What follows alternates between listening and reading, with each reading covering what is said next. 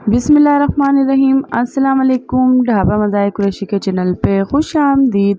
आज मैं आप लोगों के सामने लेकर आई हूँ हैदराबादी बीफ हांडी गोश्त, जो बहुत ही मज़ेदार बन के तैयार हुआ था। इसकी बोटी में बहुत जूसी सा जायका था, तो ये बहुत ही मज़ेदार बन के तैयार हुआ था, क्योंकि ये हांडी गोश्त मिट्टी की हांडी में बनने का जो जायका होता है उसका जायका अलग ही होता है।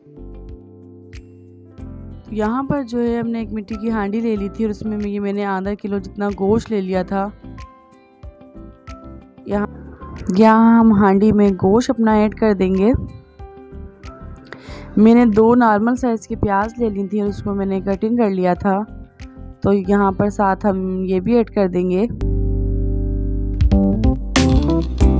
2 मैंने टमाटर ले लिए थे नॉर्मल साइज़ के और उसको मैंने इस तरीके से कुछ कटिंग कर लिया था।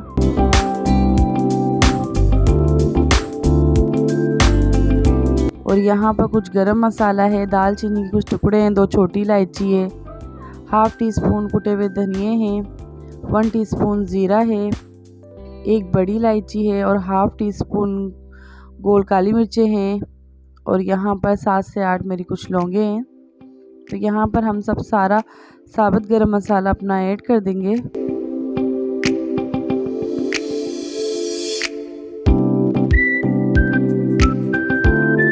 और यहाँ पर हमने 1 कप पानी भी ऐड कर दिया है।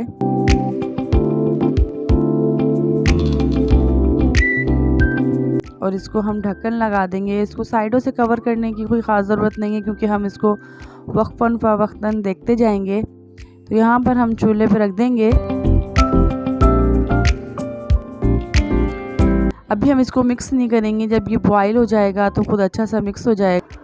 ये हैदराबादी बीफ हांडी बहुत ही मज़े की बनती है, आप एक बार लाजमी ट्राई कीजिएगा, इंशाल्लाह आपको बहुत पसंद आएगी। तो यहाँ पर जो है तकरीबन 15 मिनट तक मैंने ये मीडियम फ्लेम में पकाना शुरू कर दी थी। तो यहाँ पर अभी बॉयल आना भी शुरू नहीं हुआ था, तो यहाँ पर मैंने साबुत लहसुन भी ऐड कर दिया था। तकरीबन 10 से 12 मैंने लहसुन ऐड कर दिए थे, 1 टीस्पून कश्मीरी लाल मिर्चें ऐड करिए, 1/4 मैंने हल्दी ऐड करिए और 1 टीस्पून कुटी हुई मिर्चें ऐड करिए, 1 टीस्पून नमक ऐड कराए। तो ये सारे स्पाइसी भी मैंने इसमें ऐड कर दिए हैं और ढक्कन लगा देंगे और तकरीबन मैं इसको आधे घंटे के लिए रख दूंगी। तो ये देखिए आधे घंटे के बाद ये बॉयल आना शुरू हो गया था। तो यहाँ पर मैंने हाफ़ कप कुकिंग ऑयल भी ऐड कर दिया है।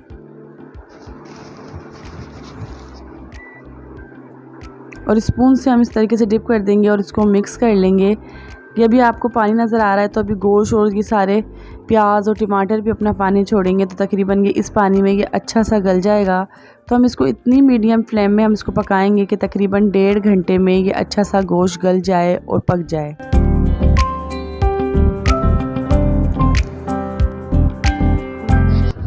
और आधे घंटे के लिए मैंने फिर यहाँ पर ढक्कन लगा दिया था और पकने के लिए छोड़ दिया था। तो आधे घंटे के बाद मैंने इसको चेक करा था, तो यहाँ पर ये देखिए पानी थोड़ा खुश्क होना भी शुरू हो गया है और लहसुन और प्याज भी ये गलना शुरू हो गई थी। तो यहाँ पर एक बार हम फिर मिक्स कर लेंगे। और हाफ़ प्याली मैंने दही ले लिया था और उसको मैं अच्छी तरीके से फेंट लिया था, ताकि इसमें ये गुठलियाँ नहीं पड़ जाएँ। तो अभी मैंने दही मिक्स नहीं करा है, ये पकेगा तो ये खुद अच्छा सा मिक्स हो जाएगा। और दोबारा ढक्कन लगा दिया था। और यहाँ पर जो है मैंने तकरीबन 45 मिनट के बाद दोबारा चेक करा था, तो यहाँ पर ऑयल भी रिलीज़ हो गया था और ये बहुत मीडियम फ्लेम में पक रहा था।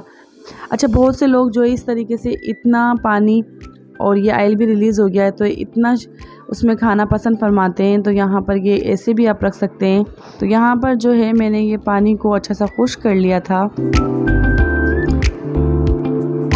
हैदराबादी बीफ हांडी कढ़ाई को मैंने इस तरीके से बनाया था कि कढ़ाई की तरह पानी मैंने खुश्क कर लिया था इसका। तो ऊपर से यहाँ पर कुछ मैंने हरी मिर्चें भी ऐड कर दी थी। तो ये बहुत ही मज़ेदार और बहुत ही जायके वाला हैदराबादी बीफ हांडी बनके तैयार हुई थी। यहाँ पर मैंने कुछ हरा धनिया भी ऐड कर दिया था और बहुत प्यारी खुशबू आ रही थी, पूरा घर महक रहा था इस खुशबू से। तो ये शादियों वाला हैदराबादी बीफ हांडी बनके तैयार हुई थी। जिस तरीके से आप रेस्टोरेंट में जाकर ये खाते हैं, सेम वही मसाले हैं और घर के मसाले हैं, तो ये आप लाजमी ट्राई कीजिएगा और कमेंट्स करके लाजमी बताइएगा। यहाँ पर मेरे चैनल को सब्सक्राइब भी कीजिएगा और बेल आइकन के बटन को लाजमी प्रेस कीजिएगा ताकि मेरी हर आने वाली वीडियो की नोटिफिकेशन आप सबको सबसे पहले मिल सके। अपना ढेर सारा ख्याल रखिएगा, मुझे दुआओं में याद रखिएगा। मिलते हैं एक नई रेसिपी के साथ। अल्लाह हाफिज़।